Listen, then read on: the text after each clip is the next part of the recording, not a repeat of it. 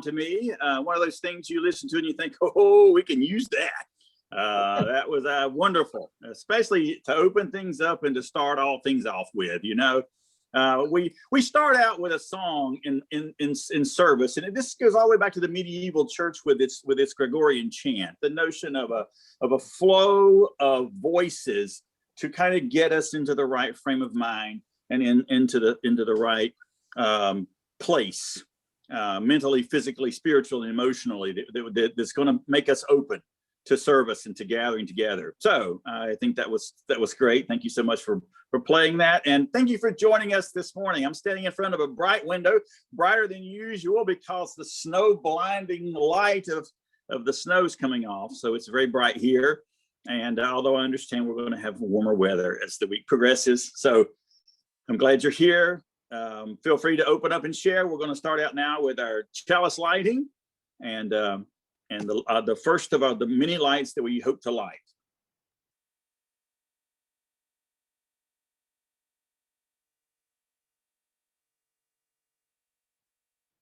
And so this is the lighting of our chalice today, this morning. We join with the earth and with each other to bring life to the land, to restore the waters, to refresh the air. We join with the earth and with each other to renew the forest, to care for the plants, to protect the creatures. We join with the earth and with each other to celebrate the seas, to rejoice in the sunlight, to sing the song of the stars. We join with the earth and with each other to recreate human community, to promote justice and peace, to remember our children. We join with the earth and with each other. We join together as many and diverse expressions of our living memory for the healing of the earth and the renewal of all life, from the UN Environmental Sabbath.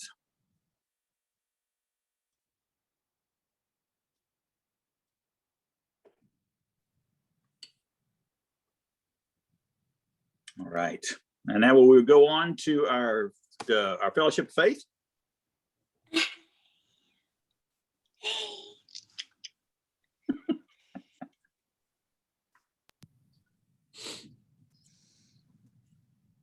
We unite to affirm that love is the spirit of this church, and service its mission.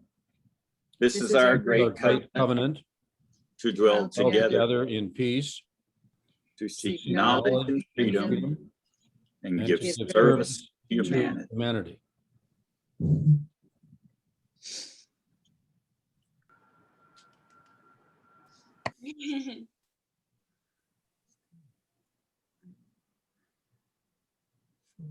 All right, and if no one else, I'll have Annette light one more for anything that may be floating in there. We have very busy churning heads these days, so there's all kinds of other things out there. So anything unspoken, a concern or a worry or something else, we'll light one more candle for all of that as well.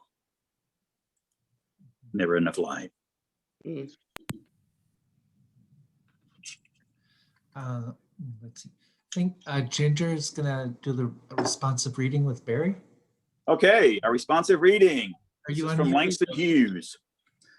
I've known rivers ancient as the world and older than the flow of human blood in human veins. My soul has grown deep like the rivers. I bathed in the Euphrates when dawns were young. I built my hut near the Congo and it lulled me to sleep. I looked upon the Nile and raised the pyramids above it.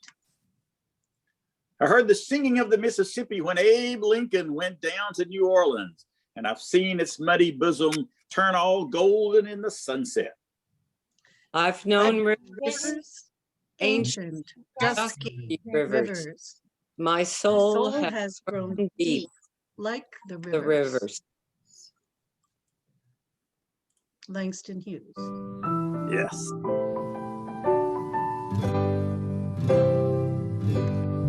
I've got peace like a river. I've got peace like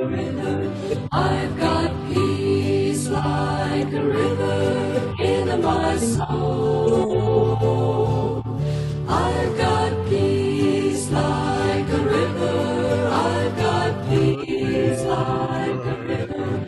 I've got peace like a river in my soul. I've got joy like a river. I've got joy like a river. I've got joy like a river in my soul. I've got joy like a river. I've got joy like a river. I've got joy like a river in my soul. I've got love like a river. I've got love like a river. I've got love like a river in my soul. I've got love like a river. I've got love like a river. I've got peace, joy, love like a river in my soul.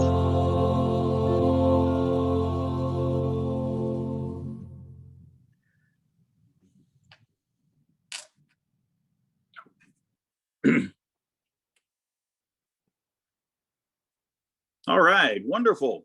All right. One of the things that has always fascinated me is inspiration. You know, a lot of the programs that I've traveled around doing about writers and art and music, one of the things I'm always drawn to is where does the inspiration come from? What inspires a painter to paint, or a writer to write, or a composer to come up with music? And there's all kinds of things to do it. The composer Hector Berlioz was inspired by being in love with a really strange and crazy woman, but it inspired an extraordinary symphony, one of the great ones called the Symphonie Fantastique. The Edward Hogarth, the artist and painter, used to love people's faces, and he would go out walking the streets of London, and he would take his thumb and he would take his pen and he would draw faces on his thumb, so that when he got back to his studio, he could remember what it looked like. And so when we talk about the print of someone's face like that, you know, that's a thumbnail sketch and stuff like that all comes from that. And so I was inspired for something that I read this week, or actually last week, that inspired this sermon. So I thought I'm going to tell you where it came from and where I got it. And because we need inspiration, we need things to come at us. We need sometimes from out of the blue, and it will grab us, or sometimes something we're doing. And mine came, unsurprisingly, I suppose, from reading a book.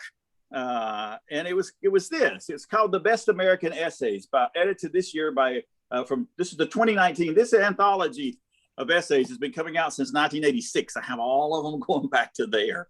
And I love this. It's one of my favorite things to read. In the 2019 edition, each volume of this anthology is edited by a different person. There's a general editor, but each individual selection of the essays, the general editor will pull 100 essays from all kinds of sources and give them to a guest editor who will pick the final ones that go into the book.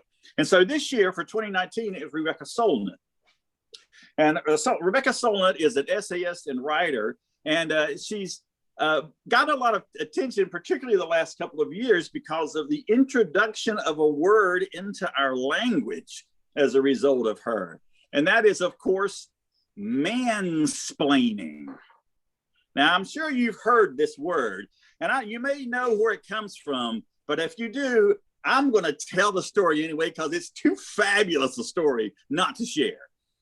Okay, Rebecca Solnit and a friend of hers were in Aspen, Colorado, and they had been invited to this party at a big wealthy man's house. And there were a whole bunch of big whoop-de-doos there, a bunch of literary people and artistic people and cultural vultures.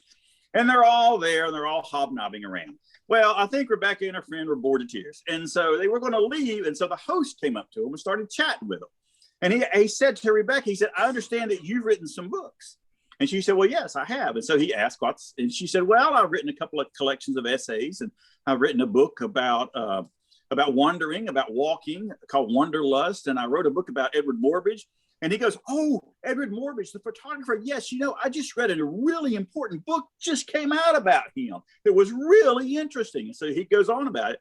And she realizes as he's talking about her book. And so her friend is with her, says to the guy, she wrote that. You're talking about Rebecca's book. Boom. The guy just keeps on talking. He said, well, the book was really, really good. And apparently it's very important. And finally the one's like, hello, the book you're talking about, the book you read in the review of, she wrote the book. This is the author of the book. And finally, after about 5 times, she finally got through to this guy who realized that he was standing in front of the book, the author.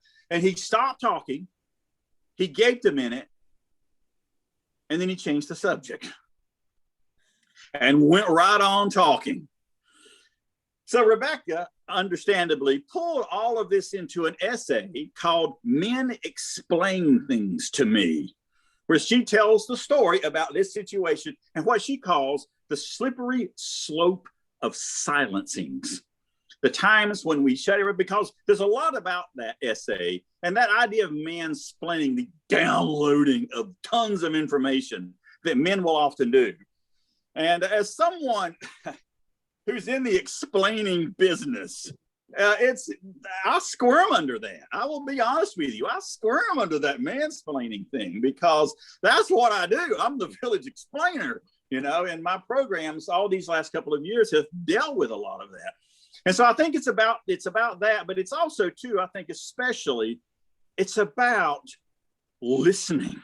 It's about men not listening. It's about, more specifically, men who will not shut up and listen.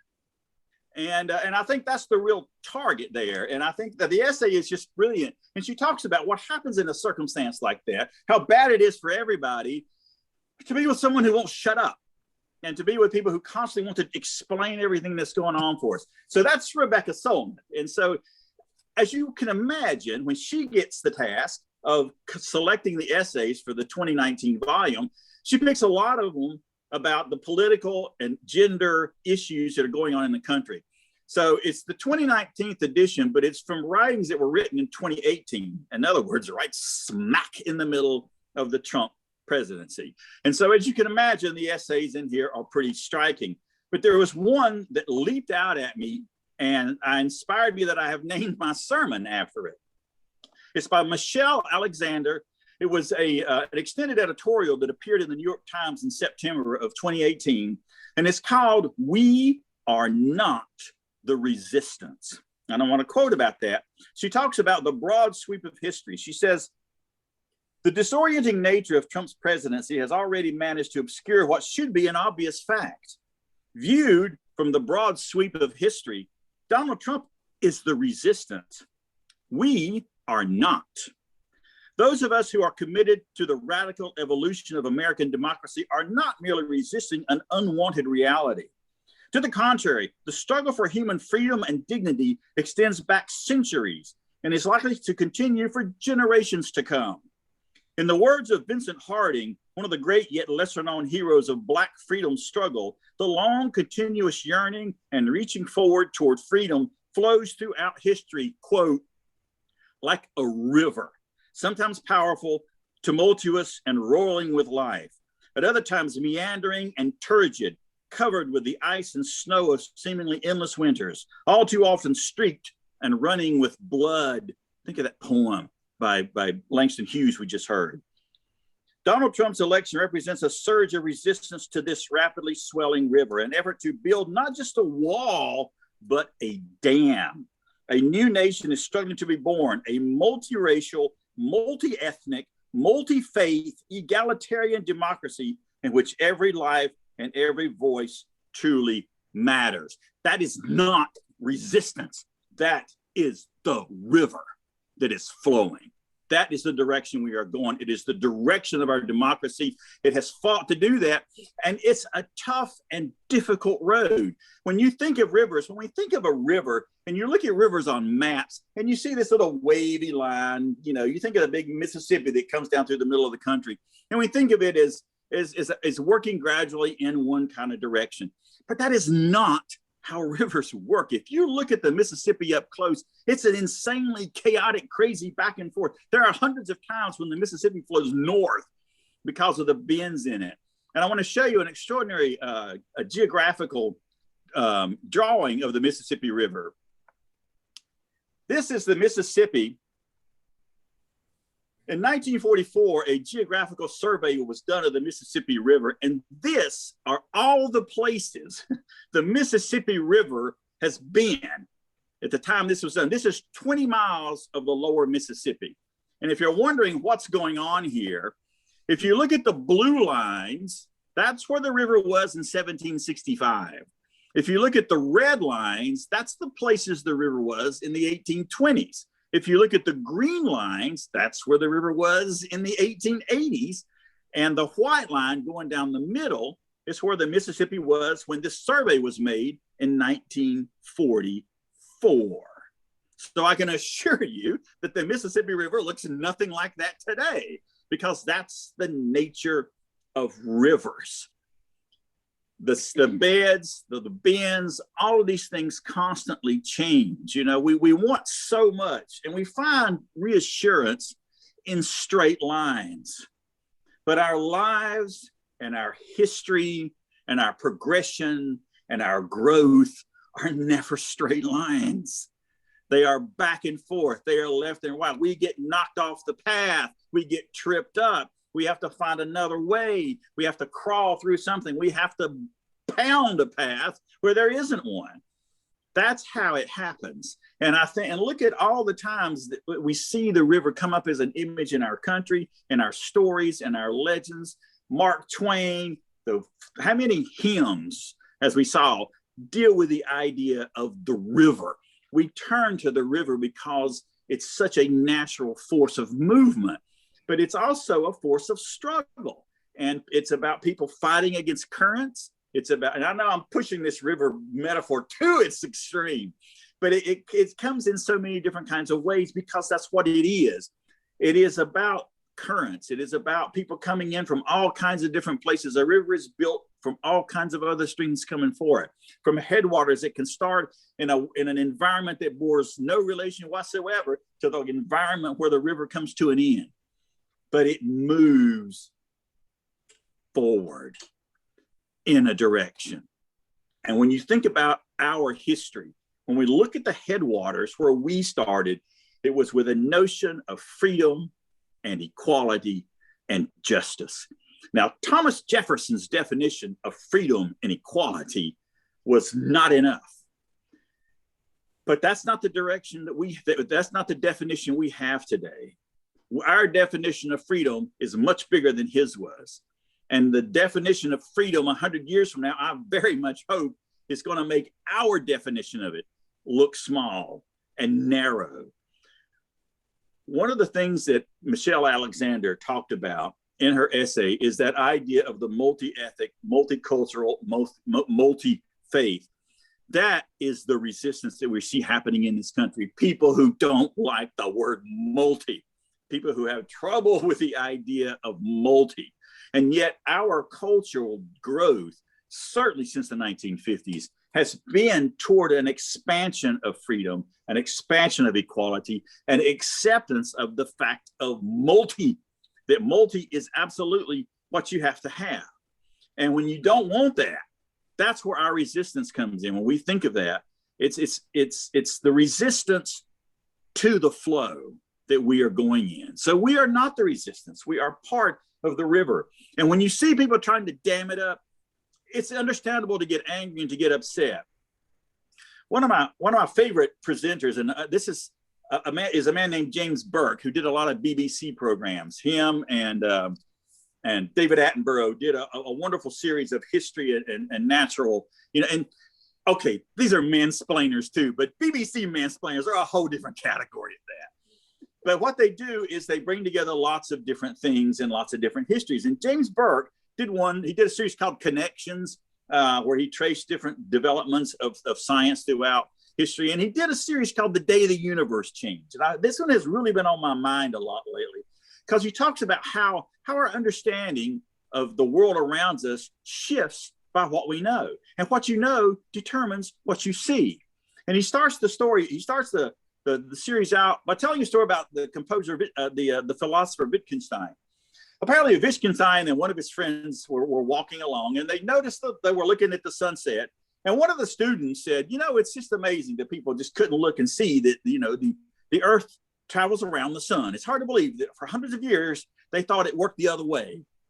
And Wittgenstein said, well, I see what you're saying, but I do wonder what it would have looked like had it worked the other way. And of course, the point is it would have looked exactly the same. From where we are on the planet looking up, you can't tell which one's going on, what's going where. What you know determines what you see. If you think that the sun is going around the earth, then everything in your literature and your culture and your art is going to reflect that, because that's how you think it is. And then someone comes up and says, whoa, sorry, that's actually not how all this works. It's a whole different system. And so a new system comes in, and all of our culture and all of our art and everything we think about our place in the world shifts. The universe changes. And in one of the episodes, Burke says something that really stayed with me. He's talking about the transition from medieval ideas of medicine and science into Renaissance and modern ones, and how they were still tied to old ideas of thinking. And for example, doctors in the 1300s, and when it came time to look at the human body about what needed to be done, they were turning to Galen, a 5th century BC person, to see what the human body was and how it worked. And in the way he so much did, James Burke put this into a beautiful little phrase. He said, everything they knew was old. And when I watched the people storming the Capitol on January the 6th, that came back to me. Everything they know is old. Everything they think about America isn't America anymore. They are clinging to old ideas. Their river has turned north, and they've turned their boats north, but that's not where we're going. And I think so much of that, when our idea of clinging to old ideas and old notions, I can see how comforting it can be. I can see that the world changing around you, we feel the sand shifting under us. Of course, that's scary. It's always scary to feel that the things are changing out from under you and you don't know where to go. But that's when you turn to the ideas that found a nation or found a tradition of change and development and growth. It feels so much like we were being pulled, especially over the last 4 years, in the wrong direction. So many times we looked at what was happening. So many times we looked at stuff being overturned, the preservation of the landscape and traditions and the idea of building walls in a nation that has prided itself on its openness. And so I think that, we have to be reminded that these backward directions are part of the progress. It's frustrating and it's scary. And it comes up in so many different issues of our country. And our ideas of the economic imbalance and the different classes that we have in this country. It's there in race, which is another big aspect of this that's so much about when we look at the pinpoints of the last 50 years, the progress that has been made in civil rights and stuff like that. And to look and see some of that being overturned and being pulled back, it makes you wonder where we're going. And these are never easy. I remember a wonderful moment in Ken Burns' documentary called Jazz, which I thought was just wonderful. And one of the speaking heads on that series is the jazz trumpeter, Wynton Marsalis, who's I'm a big fan of. And at one point, Wynton says, and they're talking about the racial issues that jazz reflected was going on very much so in the history of the country. And suddenly Wynton goes, race. And he stops. And I remember thinking how marvelous Ken Burns was as a director. When you've got your camera on your talking head, you let the head talk because that's what it's there for. And I thought, what an extraordinary thing to leave that pause, because Wynton is trying to talk about the race issue and stops and has to rethink about what he's trying to say. And you can see him sitting there thinking, how do I find the words for this? How do I find the words for what I'm trying to say here? And that is the great dilemma, is finding out how we can communicate with one another and reach across one another, especially in issues which, when you think about jazz and you think about talent and creativity, we want to believe these things take over everything else. What difference, what color it is? If you're a great musician, or if you're a great writer, or if you're a great artist, why do we have to think of color? But we do in this country.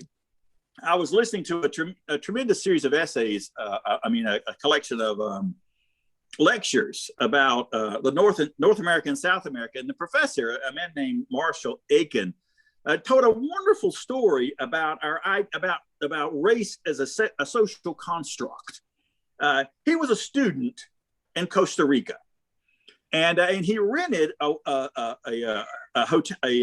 apartment that he walked to every day to the university. He went to the University of Costa Rica, and he had a little apartment. And one day he was out talking to the Costa Rican woman who was his landlord, and he was talking about. And she said, "So you're a student at the university?" And so he's like, "Yeah." He's like, "I'm a student." She said, "There's a black man who lives at the end of the street.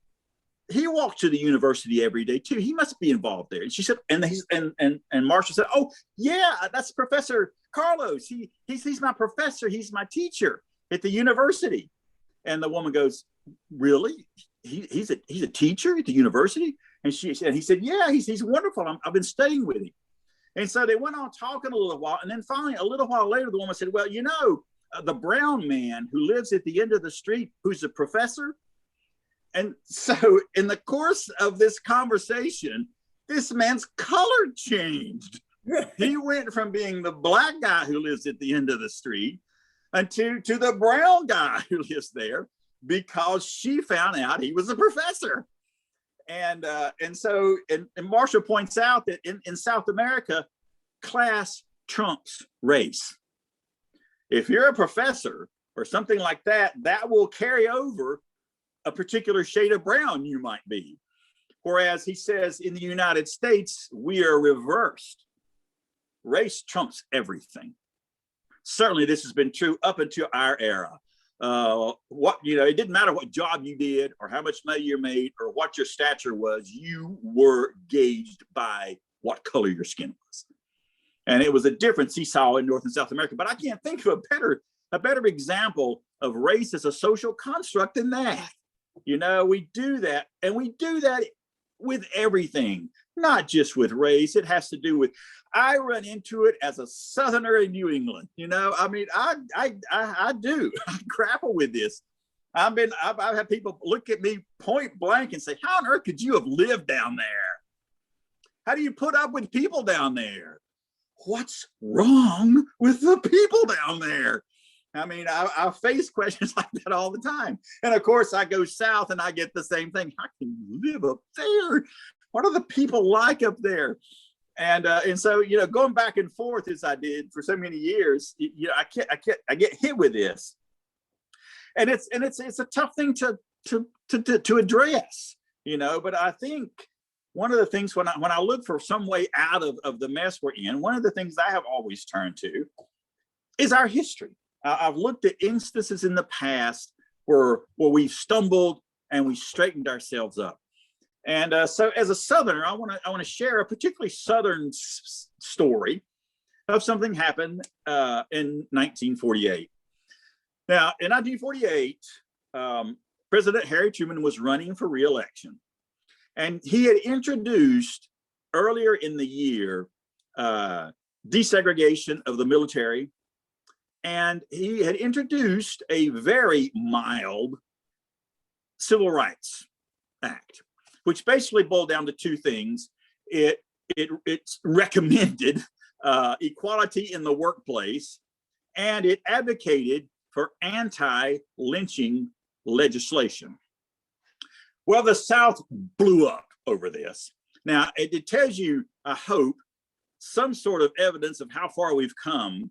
The fact that in the 1948, there would be a whole area of the country that is against anti-lynching legislation. Now, how do you justify that? How do you stand up and say laws stopping lynching shouldn't be passed. How on earth do you do that?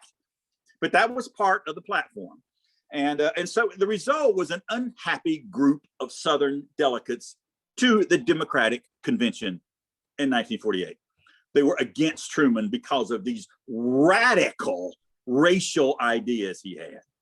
So when Truman is renominated, 35 Southern delegates walked out of the convention, went to Birmingham, Alabama, and created their own new party. They called it the States' Rights Democratic Party. They would later be known as the Dixiecrats. And they decided that they were going to be their own party. And they had two primary planks in their platform: white supremacy and racial segregation. And I would remind you, this is before the desegregation. So this is a fight to keep things the way they are, to keep things separated. And Strom Thurmond was the head of all this. He was the governor of North Carolina. He would go on to serve for 48 years as a senator. In fact, he was a senator up until he was 100 years old before he finally died in office. One of the longest serving senators ever. And they used to, in fact, there's a Strom Thurmond joke I'll share with you. It was said that Strom Thurmond was apparently in his latter years extremely hard of hearing. And it was said that although there are a lot of men in the South who are hard of hearing, only Strom Thurmond can blame it on Yankee cannons. But that's not quite true. He actually wasn't in the Civil War. But you get the idea of a man who clearly spent too much time in the Senate. And of course, as it goes without saying, even though that Dixiecrat party died within a couple of years, that Dixiecrat mentality of white supremacy and then a longing for segregation stayed very much a part of it. I would tell you that Strom Thurmond voted against the 64 and 65 Civil Rights Acts. In other words, he's a classic example of a man who kept turning his boat to the north, even though the river was going the other way. And we look back now and we're appalled at him. We're appalled at that kind of states' rights stance. And we see it still happening over and over and over, but the river is moving on. We look back on moments like that and we're astonished at how voting against anti-lynching legislation, but we're appalled by that. And we should be. And it's good that we are. It's good that we are. And so when we think about this churning river and these currents crossing us in so many different kinds of ways, what do we do? What do we do? Where do we go? How do we think? And so I come back, and again, it's about coming back to headwaters. I think of our principles. One of the reasons I love being a UU is because I believe so strongly in our idea of what society should be. Are we this society yet? No. But we've got a template and we are putting it down there. And that is how change happens. When someone stands up and says, this is not right, things should be different.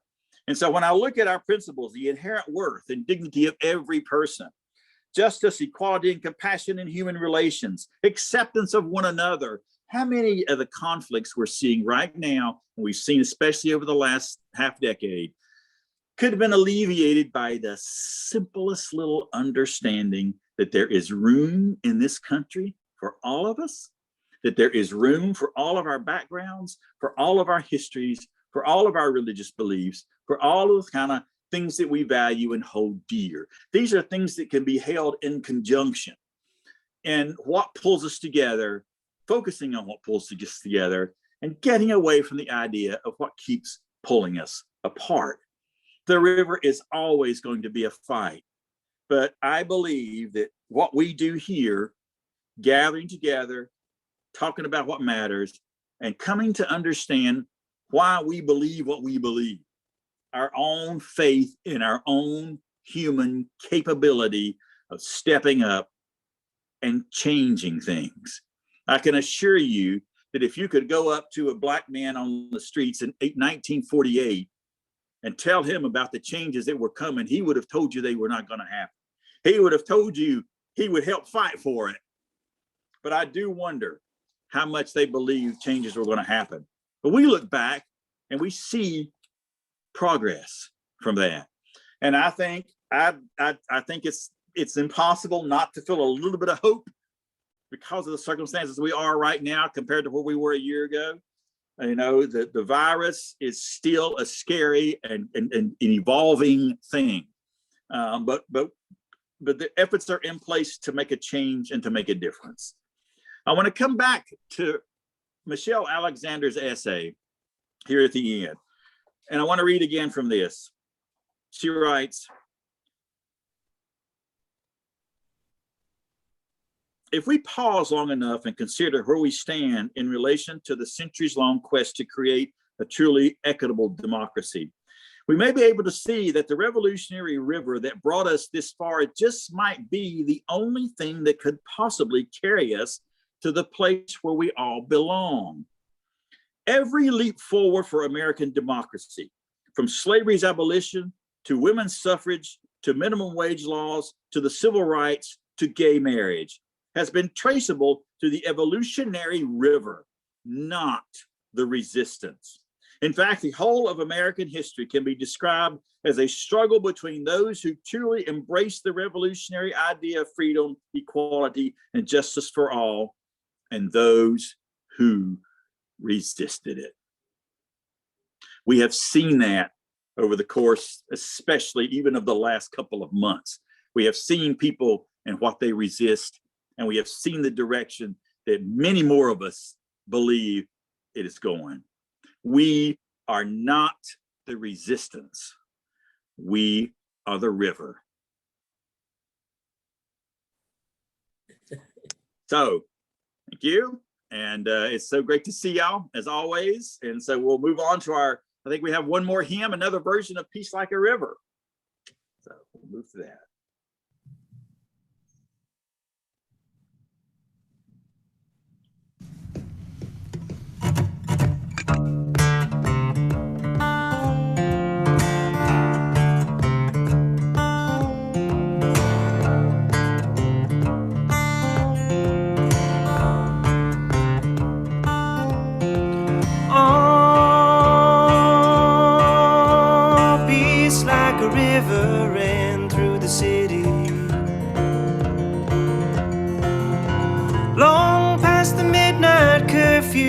We sat starry-eyed.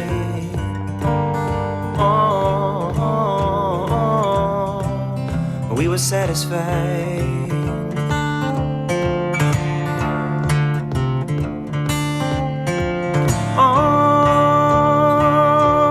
And I remember misinformation followed us like a plague.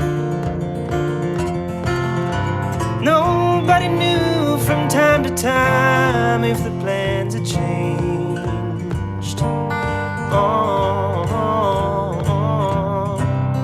If the plans had changed. They can beat us with wires, they can beat us with chains, they can run out their rules, but they can't outrun the history train. I've seen the glorious day.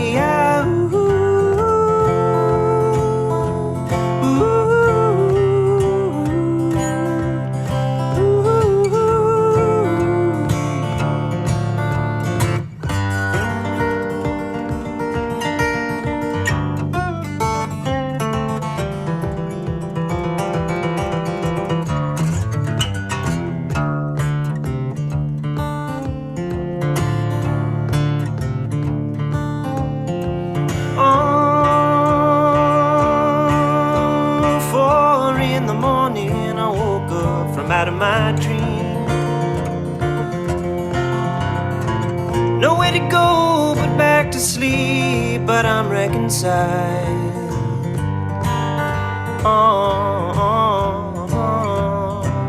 I'm gonna be up for a while.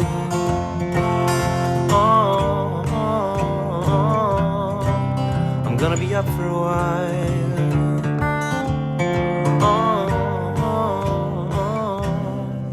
I'm gonna be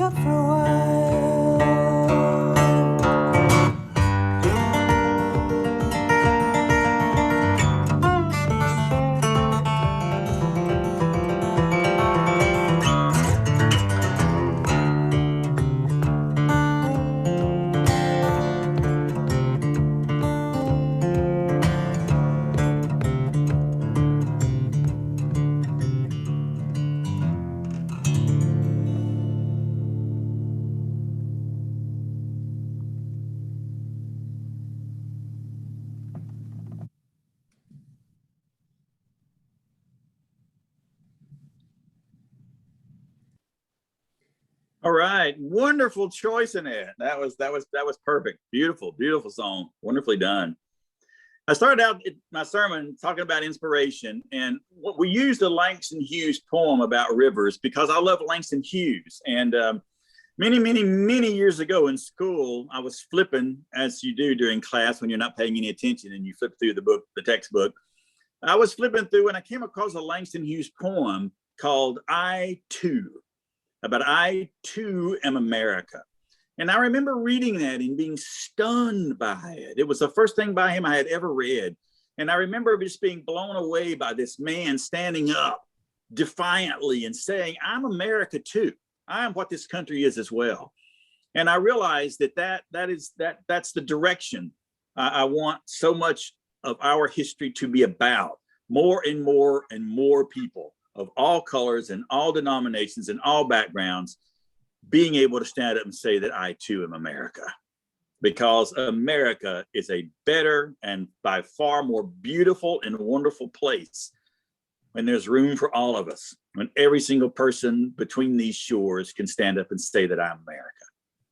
So have a good week, and I encourage you very much to stay for our community chat, which I think we'll just roll right into here. But it's great to see everyone here this morning. Thank you for turning in and checking out. Remember that our website has information about the church services, and the services that, if you've missed any in the past, are posted on YouTube, I believe. And so they are all out there. And so you can tune in anytime. But again, have a wonderful week. Stay safe, be careful, and take care of each other. That's good. Go to the chat. There we go. And let's see, it's just Bernardston this week, so we don't have to do breakout rooms.